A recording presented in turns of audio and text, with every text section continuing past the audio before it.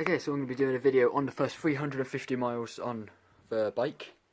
I'm going to be covering a lot of questions that you've been answering in the comments instead of making separate videos on them.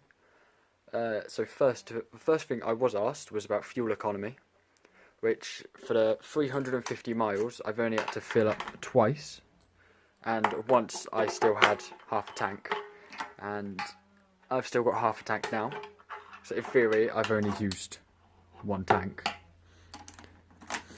Oh, I like the smell of fuel. Everything's still in good working condition on the bike.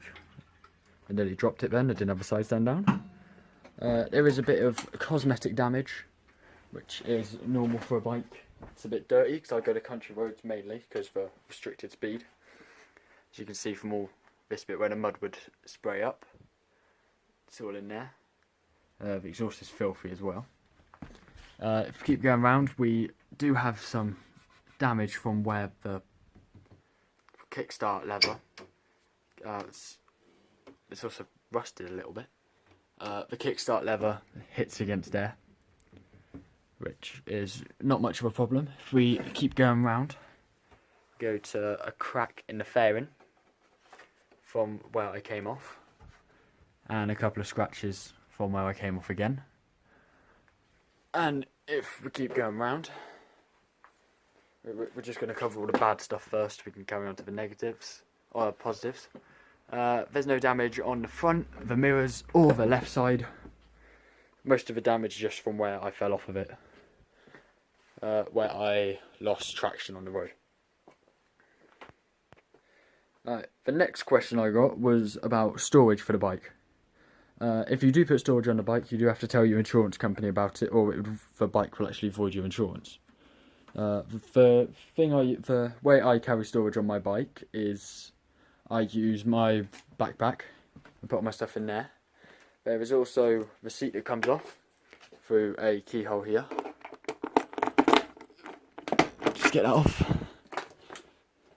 And I keep all my documents in there. You can also get magnetic tank bags of Amazon, eBay and so on that are magnetically attached to the metal. You can get side race bags that come off from down here. You can get packs that go across here. For also kind of padding for your legs as well.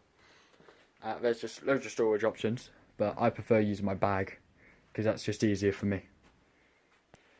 The next question I got asked was about my bike gear. I do have a pair of Alpine Star boots. I don't normally wear them though.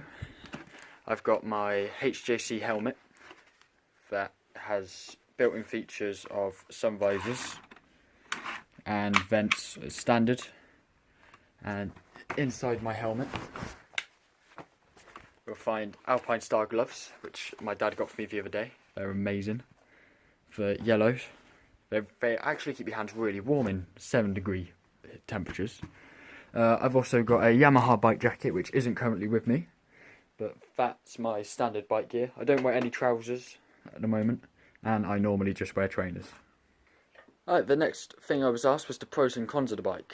The pros are, it looks amazing, it rides amazing, it's smooth, reliable, it's never broken down on me. Its fuel efficiency is amazing for what it is. The lights are incredibly bright, which if that's not on high beam, if I switch to high, you can really see the difference. I'm not sure how well my camera will pick that up, but it's really easy to see at night. You've also got really bright indicators, which allow other drivers to see you a lot easier. And it just sounds really nice for a 50. Compared to my last two-stroke, it sounds really nice. The cons are, it's restricted to 34 miles an hour because it's a learner legal bike. I put that down as a con, but it shouldn't be. The other con is gear 3 can be slower than gear 2. So gear 1 can do up to about 7 to 9 miles an hour. Gear 2 can do up to 26. Gear 3 does 25. And gear 4 does 34. Gear 3 is restricted, so it slows down gear 4 as you pass through it. I think that's how it works. Correct me if I'm wrong. But But to get to 26 miles an hour in gear 2, you really have to run it out. Also, just want to add to the pros that the bike is really well balanced, easy to turn, and it's just all really hard to drop. Next, I was asked if I recommend getting a brand new Yamazaki as your first 50cc bike at 16. I'd say yes, it is. It's really good to learn on with 4 gears, nothing too complicated. You also get used to the race style, if that's what you're looking for. You get used to the gears straight away, the clutch, the brake. You get you get the switches and everything else on a scooter, but you also get pedals, back brake by your right foot, your gear lever down by the left, and you get, I'm not sure if scooters actually have a choke. You have to let me know in the comments.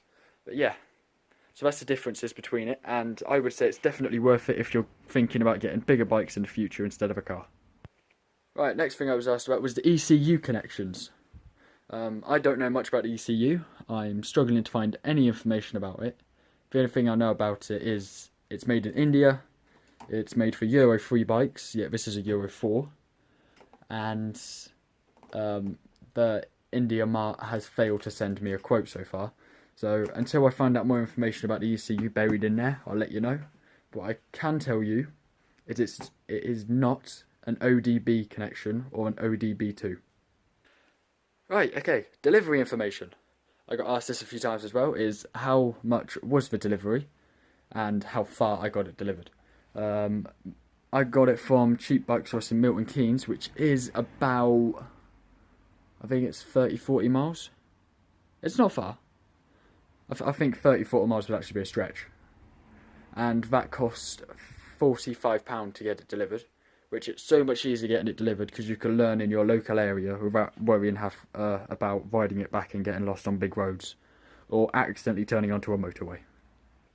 And then I was asked, why did I swap my last GPR for this? The story with the GPR is extremely complicated. It was de-restricted, and my parents didn't like that, so we just bought a new bike and sold that one. Right, I'll bring you down to the exhaust, because I was asked about exhaust differences and colour differences. You get 2 colour options with it. You can get blue and white, like I have, or you can get red and white, which I kind of prefer the red and white one now. But the blue one is still very nice. And you can either get a single exhaust or a sport exhaust, which is a twin muffler, which they do sound very nice, and the twin muffler sounds a little bit louder than this, and it sounds a bit more racy. But I prefer this exhaust personally, just because it looks a lot nicer.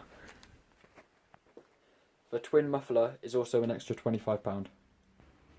Right, now we're doing speed and performance, which the top speed I have hit on this is 38 miles an hour going downhill, but the exhaust was popping like anything. You'd hear it. The bike was kind of screaming, so it was trying to slow me down an extra 4 miles an hour. But the performance of the bike, but it's always very powerful feeling, and you never feel a loss of power. Even though sometimes it doesn't feel like you're going 34 miles an hour, but you are. Right, I was asked how it rides, the top speed and how it rides uphill. I covered the riding and the speed in the last one, but riding uphill is kind of a problem if you're in gear 4, obviously. But if you start up a hill at gear 4, first you will decrease speed very quickly. Also, you'll just if you're in gear 4, 34 miles an hour, and you just drop the accelerator, you'll drop down to about 27 in like a second.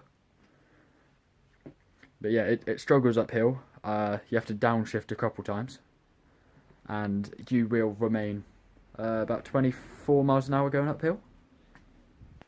Right, the next one is how to maintain the bike. First obvious one is cleaning the bike and waxing it to make it look shiny, which I have failed to do for the last couple of weeks. Then you got to check liquids, oil, fuel. If you run out of oil, you're going to screw your engine up. You run out of fuel, you're going to break down. You run out of fluids, your brakes aren't going to work properly. I mean, the list goes on. You also want to make sure all the screws are always nice and tight. You know, I've had bolts come loose. It's common for bikes to do that because of the vibrations. But attach the screws nice and tight. Maybe put a bit of, I can't remember what it's called. I think it's called screw fit or screw lock, something like that. But it holds the screw in and you can still take it back out again. And the issues and everyday use. I haven't had many issues with the Yamazaki, although I have had one big issue, which was I had no indicators for 2 weeks, which they're working now, as you can see. You've got flash in there, flash in there, on the other side, flash in, flash in. I don't know why, but they came back. It might have been to do with the damp inside of the cable. The cable's in here, which my dad nicely tucked away now.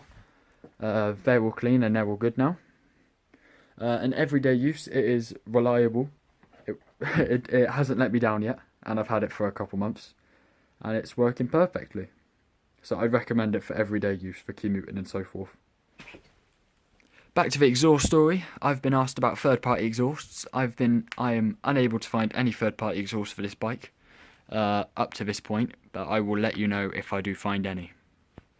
Right, and the last point I'm going to cover today, I have a list of 40 questions I've been asked, and we're at number 17. But the last one is, why should you buy the Yamazaki? It's reliable, it always works, it will never let you down. It's easy to learn on, but it's better than learning on a 125 at the age of 16. Even though I do love the speed of 125s and I really want to get that. But yeah, it's perfect to learn on, as it's good for a bike. The parts are really cheap to replace because it's I think it's a Chinese and Japanese bike. So yeah, that's why you should buy it. I know I'm not very good at selling it, but yeah, trust me, it's a very good bike and you won't be disappointed with it. Right, thank you all so much for watching this video. I will return with the rest of the comments I've got. Maybe next week or in a couple of days, depending on the amount of time I've got. And can you please subscribe and like, and I'll see you in the next one.